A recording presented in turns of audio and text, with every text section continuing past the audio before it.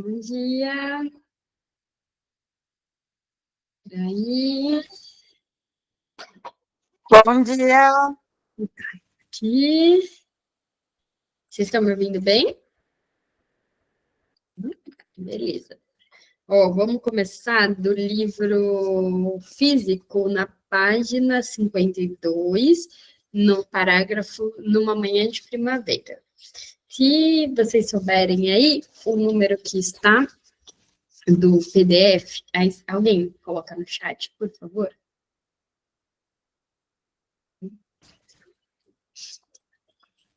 Vou começar, tá bom? Beleza? Bora lá. Obrigada, Ju. Ó, no PDF, então, é na página 64, no livro físico 52. Vamos lá. Numa manhã de primavera, vou fazer um passeio e caminho pelos campos verdejantes até um vilarejo próximo. Vejo os habitantes em roupas festivas e com um inário na mão, caminhando em grande número em direção à igreja. Ô, gente, eu acho que eu vou ter que pedir para a Lise de novo ser ajudante de sala, viu? Pode ser, Lise. Achei que não fosse ficar entrando muita gente depois que a gente começasse, mas vai sim. Coloquei. Obrigada, Lise.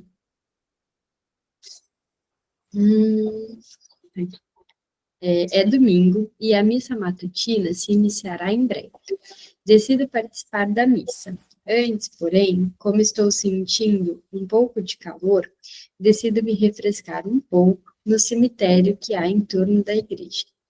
Enquanto leio diversas inscrições nas lápides, ouço o sineiro subindo a torre e vejo, no alto dela, o pequeno sino do vilarejo, que dará o sinal para o início do culto. Por um bom tempo, o sino permanece imóvel.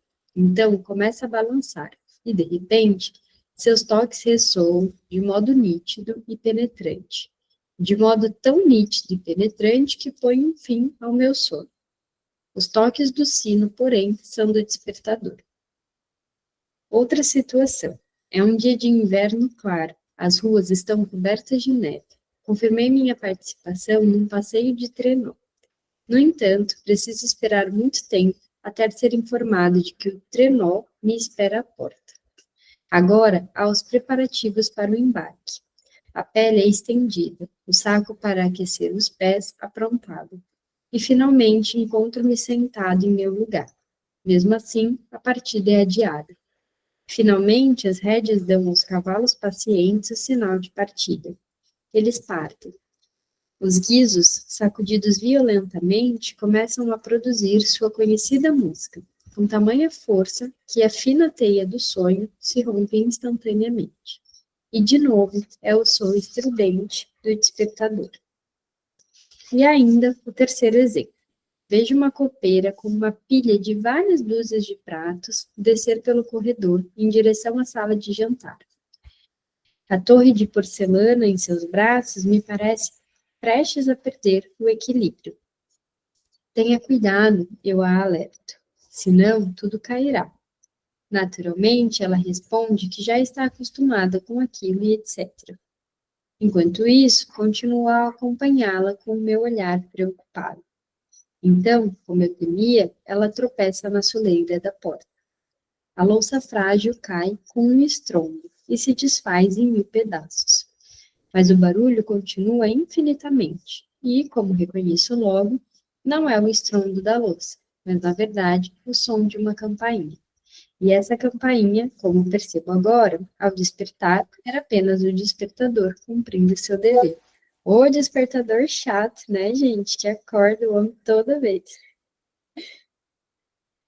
Porque, no sonho, a psique se engana quanto à natureza do estímulo sensorial objetivo é uma pergunta que foi respondida por Strunkel, e de forma quase idêntica por Wundt. Ao ser atingida por esses estímulos do sono, ela se acha em condições favoráveis à formação de ilusões. Nós reconhecemos uma impressão sensorial, nós a interpretamos corretamente, ou seja, Ela é inserida naquele grupo de lembranças ao qual, de acordo com todas as nossas experiências anteriores, ela pertence, desde que a impressão seja forte, clara, durou bastante, e tenhamos o tempo necessário a nosso dispor para essa consideração. Quando essas condições não são satisfeitas, nos enganamos quanto ao objeto do qual provém a impressão. Formamos uma ilusão com base neste. Quando alguém caminha pelos campos abertos e percebe difusamente um objeto distante, é possível que acredite se tratar de um cavalo. Ao se aproximar, pode ser levado a interpretá-lo como uma vaca deitada. E, por fim, a imagem pode ser reconhecida definidamente como um grupo de pessoas sentadas. De natureza semelhantemente indefinida, são as impressões que a psique recebe no sono por estímulos externos. No livro físico, a gente está na página 53. Com base nestas, ela forma ilusões. A impressão desperta um número maior ou menor de imagens minésicas, e é por meio dessas que a impressão recebe seu valor psíquico. Dos muitos grupos de lembranças em questão, as imagens correspondentes são ativadas, e quais das possíveis relações associativas entram em ação. Isso permanece, também segundo Stumpel, indeterminável e como que deixado ao arbítrio da vida psíquica. Vemo-nos aqui diante de uma escolha. Podemos admitir que é impossível investigar mais a fundo as leis que regem a formação do sonho e, consequentemente, desistir de perguntar se a interpretação da ilusão provocada pela impressão sensorial está sujeita ou não a outras condições. Ou podemos supor que a estimulação sensorial que atua sobre o sono como fonte de sonhos exerce apenas um papel modesto e que outros fatores determinam a seleção das imagens minésicas a serem despertadas. De fato, se analisarmos os sonhos produzidos experimentalmente por Maury, que relatei aqui tão minuciosamente com essa intenção, somos tentados a dizer que o experimento realizado explica, na verdade, apenas a origem de um dos elementos do sonho. O restante do conteúdo do sonho parece independente demais, excessivamente determinado em seus detalhes para poder ser esclarecido pela única exigência de se conformar ao elemento introduzido de modo experimental. Começamos a duvidar até mesmo da teoria da ilusão e do poder da impressão objetiva de dar forma ao sonho, quando descobrimos que às vezes essa impressão pode ser a interpretação mais curiosa e improvável no sonho. Simon, 1888, por exemplo, relata um sonho em que viu pessoas gigantescas sentadas à mesa e ouviu nitidamente o matraquear terrível que suas mandíbulas produziam ao mastigar. Quando acordou, ouviu o barulho dos cascos de um cavalo que passava a galope pela janela. Se aqui o ruído dos cascos do cavalo despertou justamente imagens de grupos de lembranças relacionadas às viagens de Gulliver, de sua estadia entre os gigantes de Brobdingnag e os virtuosos cavalos de Home, né? Sem nem falar isso aqui, se eu puder arriscar essa interpretação sem apoio do autor, não seria provável que a seleção desse grupo de lembranças, tão incomum para o estímulo, tenha sido facilitada também por outros motivos? Vamos começar a parte 2, excitação sensorial interna subjetiva. Não entendi, Dali. Anota lá embaixo. Nem vi que tinha 7. Olha, tô precisando de óculos. Nem vi. Nota acrescentada em 1911. Pessoas gigantescas em sonhos fazem supor que se trata de uma cena da infância do sonhador. Acrescentado em 1925. A interpretação acima, baseada numa reminiscência das viagens de Gulliver, é um bom exemplo de como a interpretação não deve ser. O interpretador do sonho não deve aplicar sua própria criatividade e negligenciar as associações fornecidas pelo sonhador. Ó, vamos ler de novo. O interpretador do sonho não deve aplicar sua própria criatividade e negligenciar as associações fornecidas pelo sonhador. Obrigada, hein, Dali? E aqui, comentando sobre a nota, isso vale para a gente pensar nas análises que a gente faz, né? A gente pode ser condutor de uma análise, mas não quem de fato analisa. Claro que às vezes a partir da associação a gente pode trazer uma interpretação, mas acho que é importante trazer aqui de que a gente não interpreta o sonho em si, né? Do sujeito trazer para a gente um sonho e aí você fala, então isso significa isso e aquilo e tal. Não, esse é um trabalho feito por quem sonhou, de atribuir algum significado, que a gente pode, então, a partir disso, fazer, de repente, algum manejo, alguma intervenção, de repente até interpretar, mas o que veio de associação, não o sonho em si. Se não entra naquele sentido de sonhei com uma cobra, significa traição. Que, obviamente, eu estou dizendo numa brincadeira, né? Porque nenhum psicanalista vai fazer uma coisa dessa, a não ser que a pessoa fale, eu estava sonhando com a minha amiga, e aí, do nada, ela virou uma cobra e me mordeu. Aí tu já sabe que tem alguma coisa ali, mas vá trabalhando. Até porque também, agora falando sério, muitas vezes quando um sujeito fala, sonhei com a minha amiga, sonhei com uma pessoa que eu nunca vi na minha vida, sonhei com a minha mãe, nem sempre quer dizer que aquela pessoa que apareceu no sonho seja de fato aquela pessoa. Pode ser que essa pessoa esteja sendo representada por uma outra pessoa. Essa semana, uma paciente trouxe um sonho, eu já comentei com vocês também, né, que hoje em dia é mais difícil as pessoas trazerem sonhos, tanto quanto se diziam que traziam, né, nessas épocas, e aí aconteceu justamente isso, ela falou, nossa, mas eu não sei porque que esse fulano aqui apareceu no sonho, e aí eu sei o que essa pessoa representa na vida dela, e aí eu trouxe, porque isso já tinha sido trabalhado, mas ele representa tal coisa, não é? E ela fala, então será que ele tá ali no lugar de tal pessoa? E aí, obviamente, que eu tô dizendo assim, né? Porque aqui fica gravado, enfim, não é um espaço para a gente discutir casos, então tô tentando dizer de uma maneira que nada, nenhum elemento seja reconhecível, pode ser que fique meio assim de entender, mas já existia uma imagem daquela pessoa que já foi trabalhada e que ela atribui um significado, aparece no sonho como alguém X, nada a ver, e aí eu lembro ela do significado, e aí ela, então, acho que foi isso. E aí, esse recorte do sonho, a partir do momento que eu faço isso, leva a gente a um outro tipo de discussão, que veio a partir do sonho, do que ele representava, mas que não era o sonho em si, vem de uma questão que é ali complicada para ela, né, que traz angústia, e a partir dessa fala, então a gente chegou lá. Não sei se fica claro, dizendo assim, por meio de tantos recortes, né? Mas a ideia é essa. Então, da gente não interpretar, mas a gente possibilitar interpretação.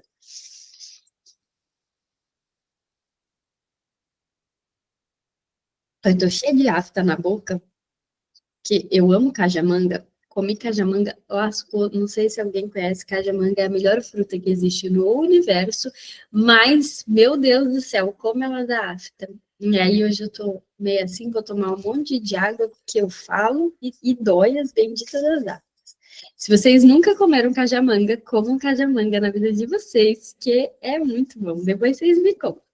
Lizzy, como tu mora no Nordeste, tu não conhece cajamanga. Eu acho isso inadmissível. Mas talvez seja com outro nome aqui. Porque às vezes tem frutas que é conhecida por nome aqui, aí tem outro nome, mas é a mesma fruta. É redondinha, assim, amarela, e o caroço dela é muito cheio de fiapos. Cheio de... horrível, né, Chay? Ela é cheia de fiapos, assim. Tem muitos fiapos. Nossa, mas é muito boa. Vou tirar uma foto. Vou mandar. Ela é sensacional. Procurem. Busquem no Google. Vejam aí. Vocês depois vão me falar. Deixa eu achar aqui. 2, então, é excitação sensorial interna subjetiva. A despeito das objeções, devemos admitir que o papel das excitações sensoriais objetivas como instigadores do sonho durante o sono é incontestável. E, se por sua natureza e frequência, esses estímulos parecem insuficientes para explicar todas as imagens do sonho, somos incentivados a procurar outras fontes do sonho que ajam de forma análoga. Não sei de onde surgiu pela primeira vez a ideia de levar em consideração não só os estímulos sensoriais externos, mas também as excitações internas, subjetivas, dos órgãos sensoriais. É fato, porém, que isso ocorre de forma mais ou menos explícita em todas as exposições mais recentes sobre a etiologia do sonho. Wundt, 1874, afirma: nas ilusões do sonho, uma parte essencial é exercício. Creio eu, também, por aquelas sensações subjetivas de visão e audição que conhecemos no estado de vigília como caos luminoso do campo de visão obscurecido, como tinindo ou zumbido nos ouvidos e etc. Sobretudo, as excitações subjetivas da retina. Isso explica a estranha tendência do sonho de apresentar aos olhos múltiplos objetos semelhantes ou perfeitamente idênticos. Vemos diante de nós inúmeros pássaros, borboletas, peixes, pérolas coloridas, flores, etc. Nisso, a poeira luminosa do campo de visão obscurecido adquiriu uma forma fantástica. E os numerosos pontos de luz que a compõem representam no sonho um número igual de imagens individuais, que, por causa da mobilidade do caos luminoso, são vistas como objetos móveis. Disso deve provir também a preferência do sonho pelas mais variadas figuras animais, cuja abundância de formas se adequa facilmente à forma especial das imagens luminosas subjetivas. Isso daqui é igual olhar para uma nuvem e falar: olha só, parece um dinossauro, olha só, parece um cachorro. Como fonte de imagens oníricas, as excitações sensoriais subjetivas aparentam ter vantagem de, diferentemente das excitações objetivas, não dependem do acaso externo. De certa forma, elas se prestam à explicação sempre de que esta necessita delas.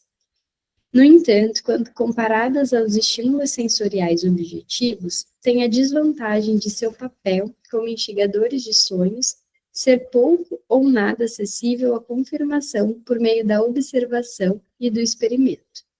A principal prova de seu poder de provocar sonhos é fornecida pelas chamadas alucinações hipnagógicas, descritas por Johannes Miller como fenômenos visuais fantásticos. São, muitas vezes, imagens bem vívidas e mutáveis, que costumam ocorrer durante o período de adormecimento, em muitas pessoas com grande regularidade, que podem persistir por algum tempo também depois que abrimos os olhos.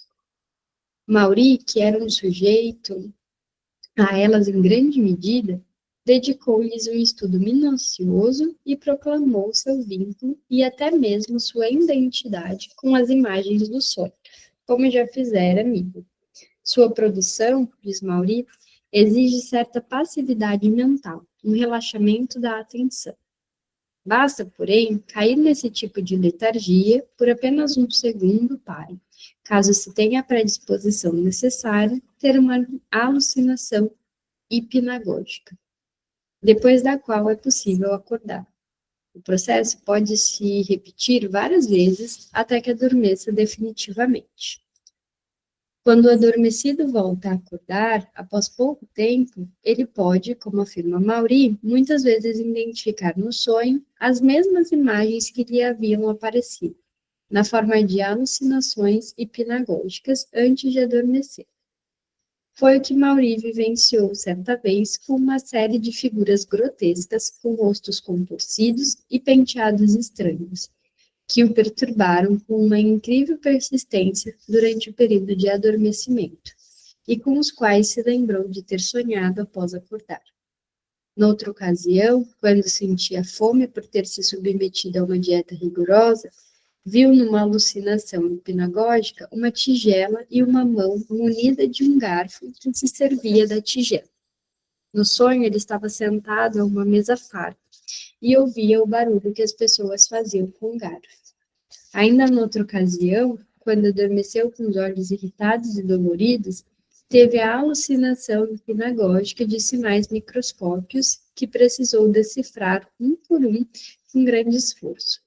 Ao acordar, depois de 1 hora, ele se lembrou de um sonho que aparecera um livro aberto, impresso em letras miúdas, que ele tivera de ler com dificuldade. De modo muito semelhante a essas imagens, também podem ocorrer hipnagogicamente alucinações auditivas de palavras, nomes, etc. E então se repetir no sonho, de certa forma, como uma abertura que anuncia os temas principais da ópera que se inicia. J. Tungun Lade, um observador mais recente das alucinações hipnagógicas, segue a mesma linha de Johannes Miller e Maury. Após adquirir alguma prática, conseguia acordar repentinamente sem abrir os olhos, 2 a 5 minutos após adormecer, podendo então comparar as sensações retinianas evanescentes com imagens oníricas que persistiam na memória. Ele garante que sempre pôde reconhecer uma relação íntima entre as duas, no modo como os pontos e linhas luminosos da própria luz da retina forneciam, de certa forma, o contorno, o esquema das figuras psiquicamente percebidas no sonho. Eu estou lendo isso daqui pensando, antigamente a pessoa fazia um teste de acordar 5 minutos depois de dormir, sem abrir o olho. Agora a gente só acorda e tá com o celular na cara, né? O máximo de experiência que a gente faz é acordar e colocar o celular na cara. Por isso que antigamente as pessoas descobriam muito mais coisas, né? Hoje em dia, o que a gente descobre? A treta do momento, né? Tu abriu o celular, se eu abrir meu celular, as coisas que eu sei, que nem fui eu que procurei saber, mas eu sei. O show lá dos bebê reborn, como é que tá? Ou a briga da da nora da Angélica, sabendo tudo da treta teen do momento. Se vocês não sabem, não estão usando o Instagram direito, porque assim, só passa isso, gente. Só tem esse fuzuê na internet. É o máximo que a gente sabe quando a gente acorda de manhã. Ou a história do mensalão, que depois virou agora fraude do INSS, né? Enfim, isso daí é para a gente saber mesmo, né? É o que menos aparece. Mas vamos lá. Uma disposição dos pontos luminosos na retina em linhas paralelas correspondia, por exemplo, a um sonho em que viu, diante de si, linhas nitidamente impressas, que ele leu e estudou.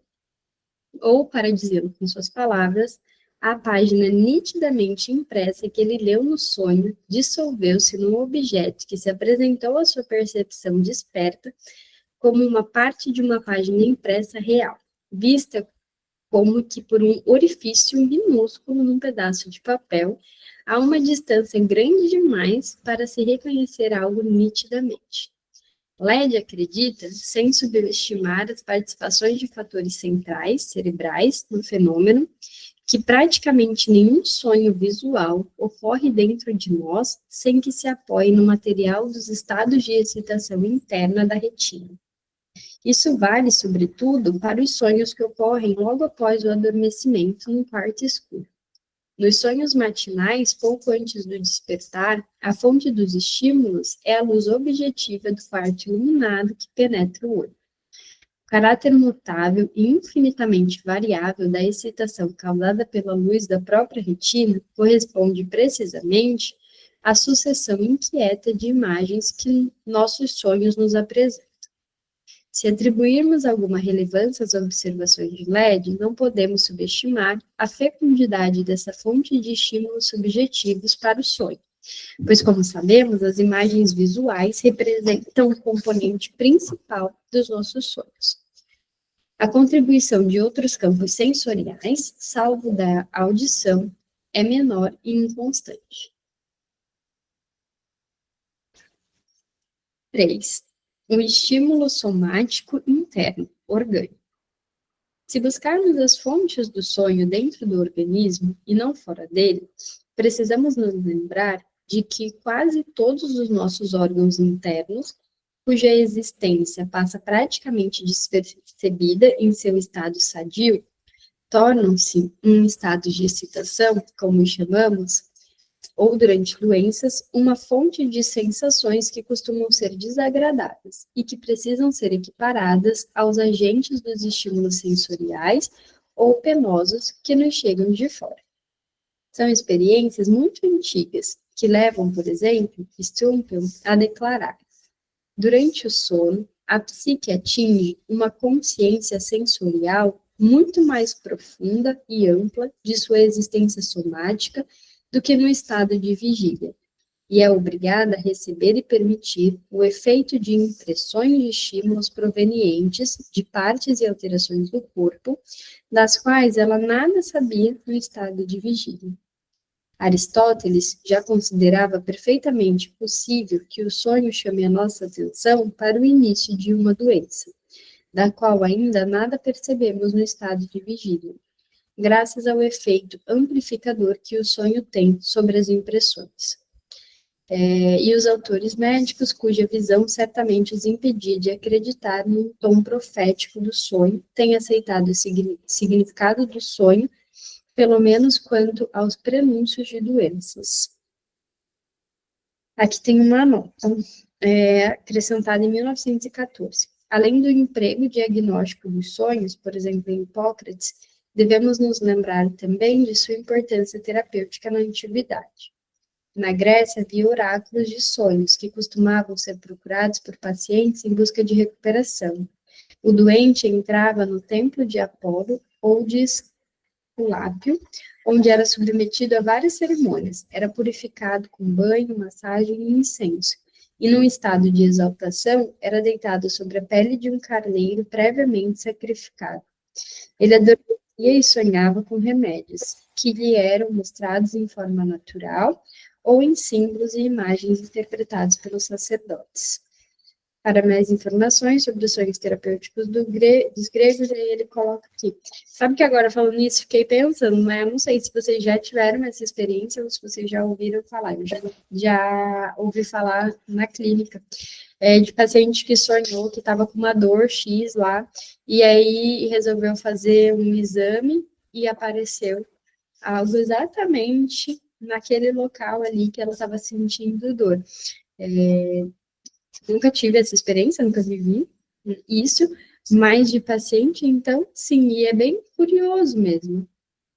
Também, né, Dali, sonhar que está grávida e aí, de fato, então, eu não tive também essa experiência, porque como eu fiz uma fertilização in vitro, eu soube exatamente o dia que eu engravidei, então não dá, né? Se eu sonhasse, eu já sabia mesmo.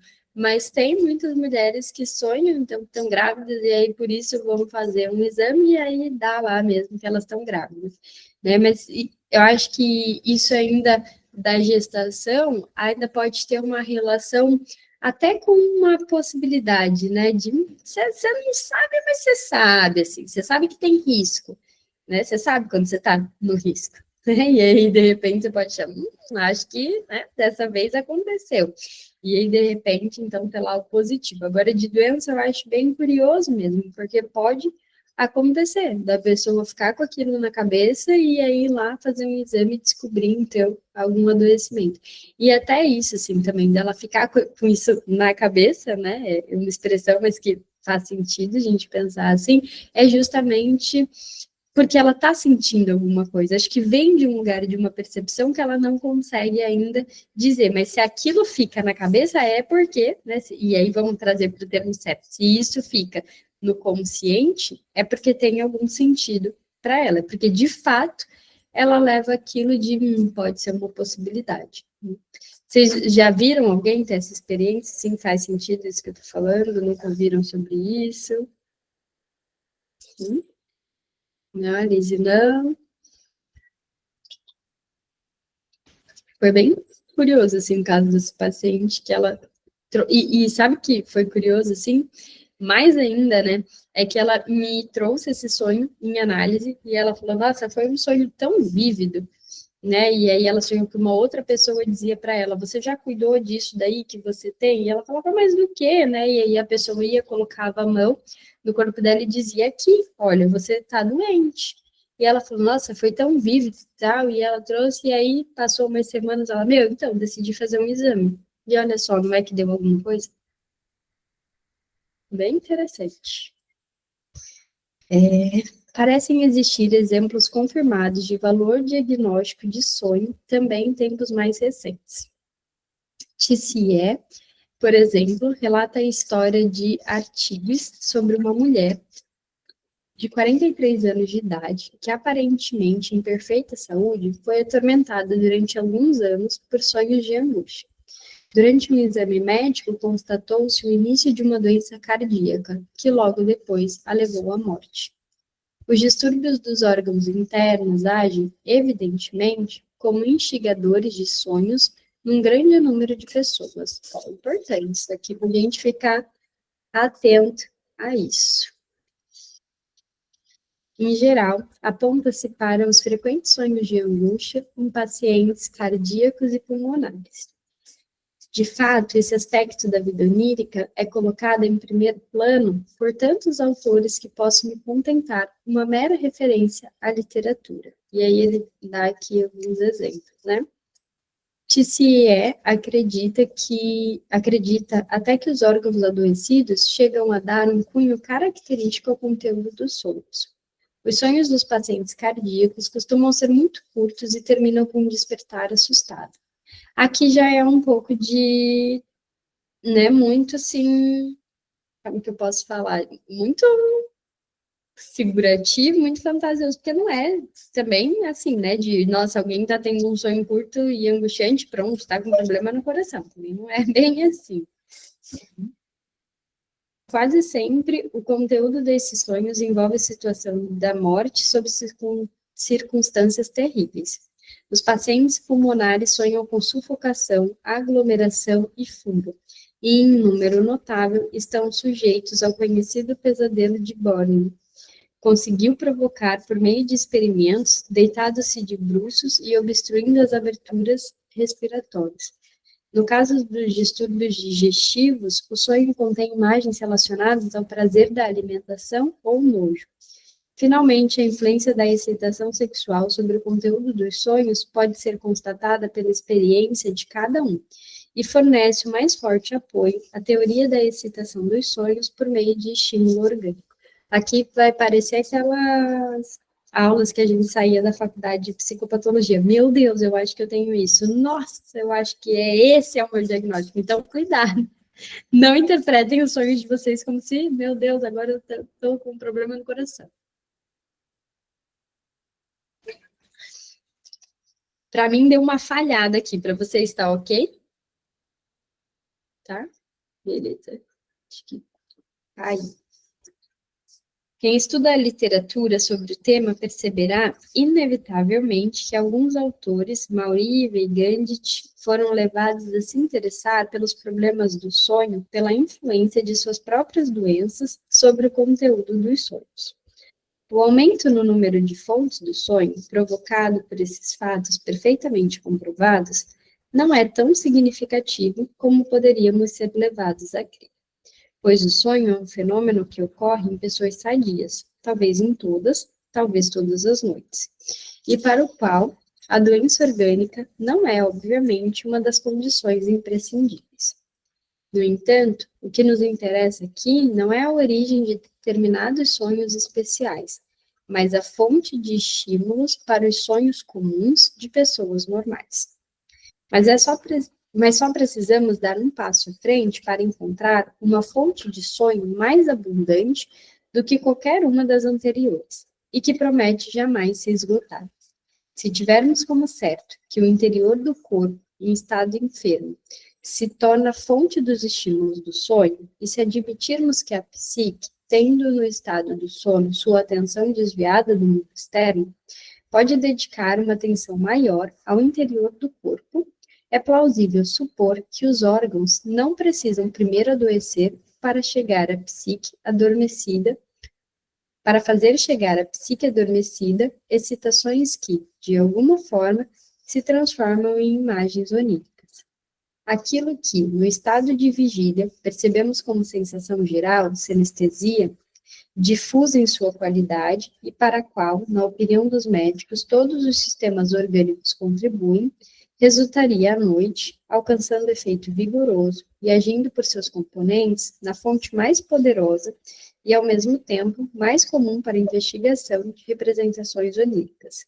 Restaria, então, investigar as regras pelas quais os estímulos orgânicos se transformam em representações oníricas.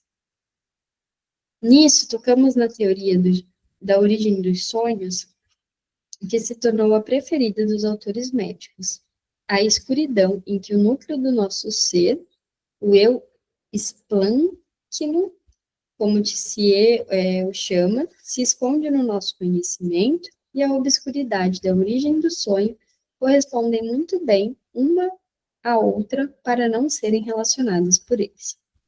Além disso, a linha de pensamento que vê a sensação orgânica vegetativa como formadora de sonhos tem um atrativo adicional para os médicos, o de reunir etiologicamente sonho e distúrbio mental, que apresentam tanta coincidência em suas manifestações, pois enorme importância é atribuída, na gênese das psicoses, às alterações sinestésicas e aos estímulos oriundos dos órgãos internos.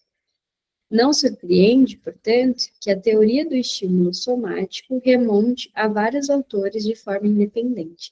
Mas sabe o que eu estava pensando aqui? Minha cabeça não para, né? Vocês veem, fica pensando.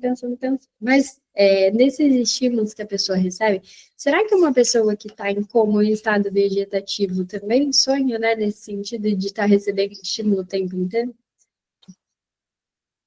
Pode falar, né? Tem gente que acorda de coma que fala que tem lembranças oníricas, assim. Você já nunca viu isso? Nunca acreditei. Ah. Eu acho que... olha, gente, deixa eu pensar se é uma opinião polêmica ou se pode ser diferente. Mas, assim, não é uma crítica, só para deixar bem claro. Mas todas essas pessoas que têm experiência de quase morte, de dizer, né, que voltou do coma, eu sempre acho que é uma ilusão, não que seja uma mentira, tá? Não acho, deixando claro que é uma mentira, mas eu acho que é uma ilusão. O Freud fala sobre isso, tá? No texto dele lá do Mal-Estar, ele fala sobre isso, que ilusão e mentira são coisas diferentes. Então, imagino eu que seja uma fantasia. Mas não sei, agora eu pensei, será que eles sonham, né? Porque estímulo vai ter. Imagina quantas coisas eles não escutam, quantas coisas eles não enxergam, mesmo que eles não estejam de olhos abertos, né? Liga o microfone. Mas aí entra nesse mesmo ponto, não é? Então, de ser o estímulo ali daquilo que faz com que eles sintam isso, sonhem da mesma forma, entendeu? Não quero dizer de ter tido uma experiência, sei lá, não nesse sentido, mas de algo que foi sonhado ali. Então, eu nunca tinha pensado por esse lado. Acho que é isso, tipo, agora me faz mais sentido que se tenha essa fantasia, talvez, né? Não que de fato aconteça. Sabe, olha, uma coisa que eu fiquei pensando agora. Ai, gente, olha onde a gente vai, né? Muita gente fala da luz, né? Nossa, e aí eu vi uma luz, cara, no hospital, que a gente já ficou internado, sabe, né? A gente está dormindo lá profundamente, pá, na nossa cara a luz. Né? Não precisa nem estar quase morrendo, não. A luz na tua cara, porque as enfermeiras precisam trabalhar, né? As auxiliares, elas estão lá, elas precisam fazer exame, tu vê aquela luz na tua cara. Mas dentro de um estado desse muito grave, você não acorda, porque a gente, quando não tá muito grave, você acorda, né? Ai, nossa, veio fazer o exame, nananã, e aí você já logo ali traz para o consciente. Mas como é que fica no inconsciente das pessoas? Sabe que acho que tem caso até, né, de a pessoa acordar do coma e saber de algumas coisas que aconteceu quando ela estava dormindo. E aí você vai ver, as pessoas ficavam ali no coma contando para ela as coisas que estavam acontecendo, né? Porque em algum momento, de alguma forma, ficou ali aquilo, né? E aí vai, é claro, né? A gente vai entrar nisso, dependendo aí da fé de quem acordou, vai dizer, pronto, eu recebi essa. E dependendo de quem for, vai ser mais cético, né? Eu agora me faz mais sentido isso, mas pensando por esse lugar de ciência, né? De tipo, tá bom, até isso Freud explica. O que ele não explica, né, gente? Olha, agora fez tudo mais sentido. Essa semana, inclusive, das coisas que eu fico sabendo na internet sem querer saber, a Virgínia postou. Esse daqui nem Freud explica. Ela escreveu Freud, F-R-O-I-D. Não, amor, não faz assim com ele, né? Pesquisa antes. Ai, mas olha, gostei de saber disso daqui, viu? Agora eu vou ficar, todo mundo que estiver uma experiência, vai pensar, não foi bem isso, deixa eu te explicar aqui. Vamos lá, que eu vou tentar ler até a gente finalizar essa parte, que finaliza na página 65, 65, vamos correr aqui, né? Não surpreende, portanto, que a teoria do estímulo somático remonte vários autores de forma independente. Para vários autores, foi determinante a argumentação desenvolvida pelo filósofo Schopenhauer em 1851. A imagem do mundo nasce dentro de nós quando nosso intelecto molda as impressões vindas do exterior nas formas do tempo, do espaço e da causalidade. Os estímulos vindos do interior do organismo, no sistema nervoso simpático, exercem, no máximo, uma influência inconsciente sobre o nosso ânimo durante o dia. À noite, porém, quando cessa o efeito entorpecedor das impressões do dia, as impressões que emergem no interior conseguem atrair nossa atenção. De modo semelhante ao murmúrio da fonte que ouvimos à noite, mas que o barulho do dia havia abafado por completo. Mas como deve o intelecto reagir a esses estímulos, se não exercendo a função que lhe é própria? Ele remodelará os estímulos em figuras que ocupam tempo e espaço, e que obedecem às leis da causalidade, e assim surge o sonho. Scherner, 1861, e depois dele Volquet, 1875, tentaram então investigar em maior detalhe a relação entre os estímulos somáticos e imagens oníricas, mas isso deixaremos para discutir na sessão sobre as teorias do sono. Numa investigação realizada com notável coerência, o psiquiatra Krauss derivou a gênese do sonho e também dos delírios e das ideias delirantes do mesmo elemento, da sensação organicamente condicionada. É difícil imaginar que alguma parte do organismo que não possa se transformar em ponto de partida de um sonho ou de uma imagem delirante. As sensações organicamente condicionadas podem ser divididas em dois grupos: as que constituem o ânimo geral, sinestesia, e as sensações específicas imanentes aos sistemas principais do organismo vegetativo, dentre as quais distinguimos em 5 grupos: A, sensações musculares, B, pneumáticas, C, gástricas, D, sexuais e E, periféricas.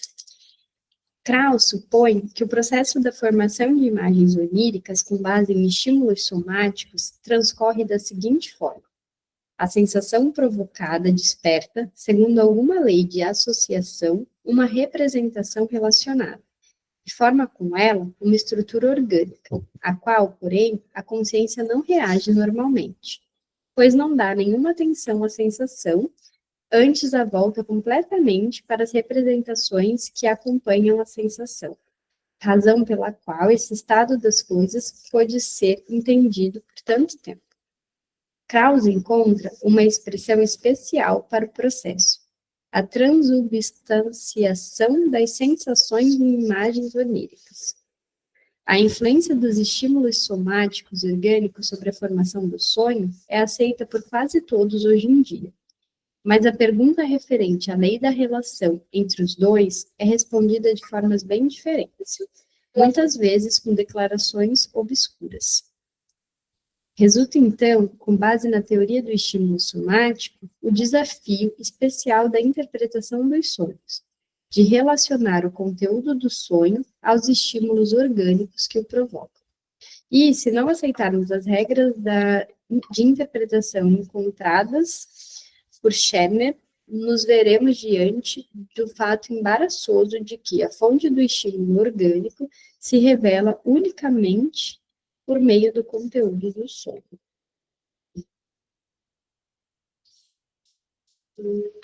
A interpretação de diversas formas do sonho, consideradas típicas, mostrou-se, contudo, razoavelmente consensual, pois se repetem em muitas pessoas com um conteúdo bem semelhante. São os conhecidos sonhos da queda de grandes alturas, da perda de dentes, do voo ou da vergonha de estar despido ou mal vestido. Nossa Senhora, né? Quem nunca? Que a gente já sonhou com alguma... Sonhei com quase tudo isso daqui. Né? Nunca sonhei dessa vergonha de estar sem roupa. Tem muita gente que sonha com isso, né? Gente, nunca sonhei. Gente contando, né? Essas coisas que agora de dente, já sonharam que estava completamente sem dente? Não? Mais pelada, vocês já sonharam? Olha lá, já, né? Eu tinha uma amiga que ela falava, olha, eu trazendo, de queda eu já sonhei muito, eu trazendo o sonho das minhas amigas, mas é amiga mesmo. Na época da faculdade, ela falava, Mia, eu fico sonhando com todos os professores dando aula pelada. Ela, e agora? Eu venho para a faculdade e fico imaginando eles pelados. Que inferno! Tinha isso. Ai, viu? É da amiga mesmo, porque eu nunca sonhei com gente pelada. Não faz assim, livremente, sabe? Esse último provém, supostamente, da percepção da pessoa adormecida de ter lançado para longe o cobertor, e agora se encontra descoberta. O sonho da perda de dentes é atribuído ao estímulo dentário. Isso, porém, não se refere necessariamente a um estado de excitação patológica dos dentes. Não, é atribuído à morte. Que mané! Ele não sabe de nada ainda aqui, vamos contar. Segundo Strumpel, o sonho de voar é a imagem adequada usada pela psique para interpretar o estímulo produzido pelo sobe e desce dos lobos pulmonares, quando a sensação cutânea do tórax já atingiu o nível de inconsciência. Ó, que coisa, né? E esta última condição que transmite a sensação ligada à imagem de flutuar. Lise, agora vem o nosso, da queda. Vamos entender isso aqui.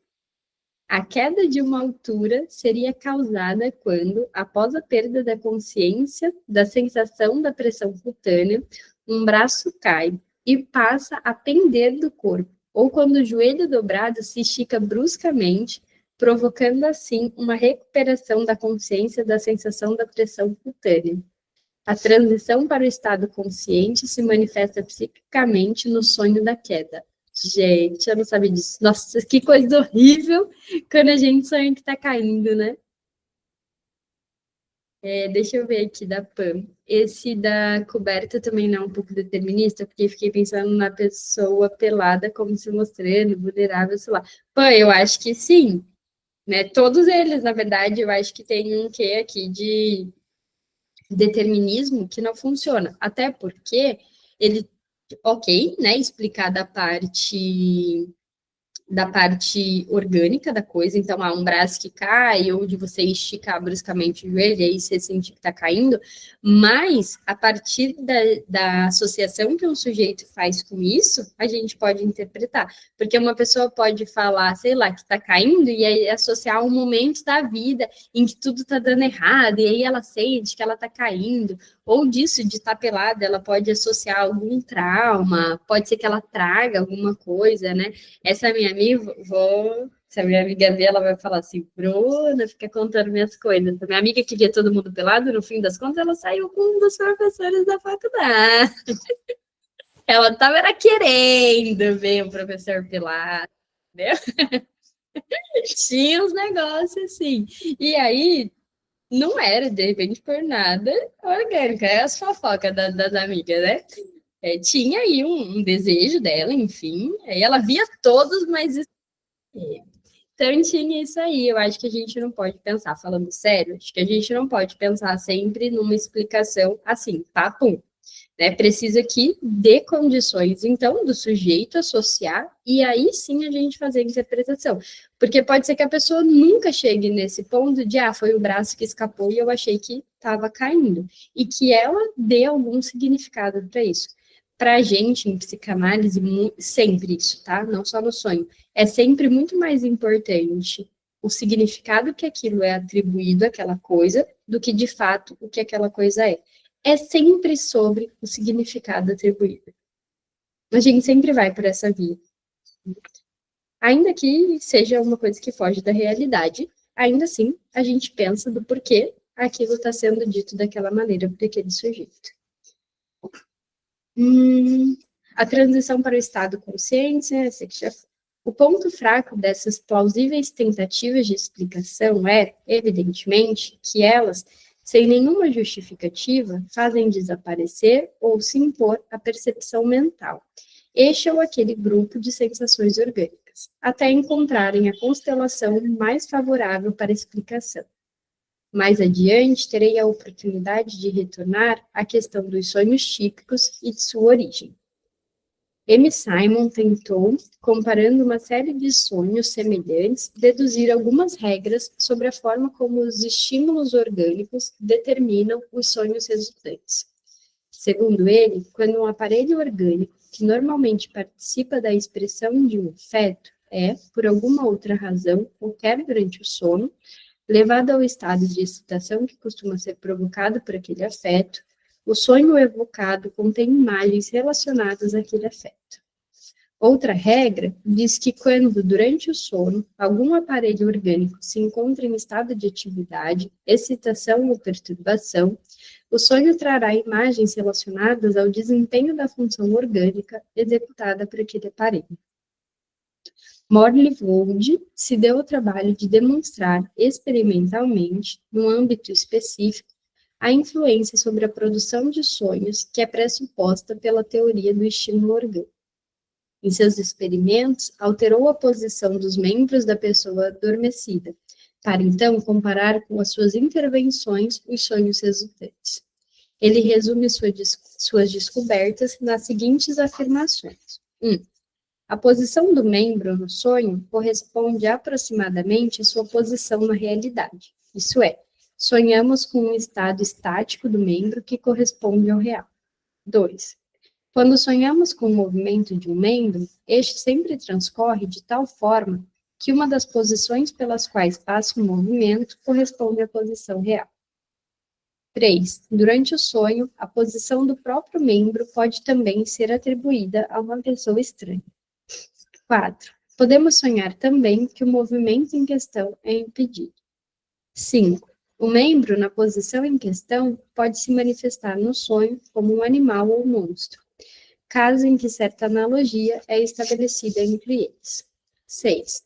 A posição de um membro pode provocar pensamentos no sonho que apresentam alguma relação com esse membro. Sonhamos, por exemplo, com números quando movimentamos os dedos.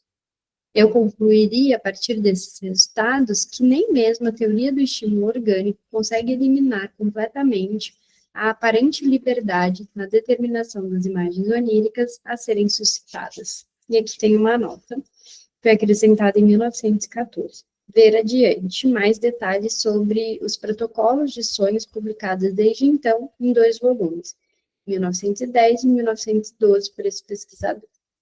E aí a gente finaliza a leitura de hoje, e na semana que vem a gente volta com a parte 4, fontes psíquicas de estimulação. Beleza? Obrigada pela companhia, até quinta que vem, um beijo, até mais.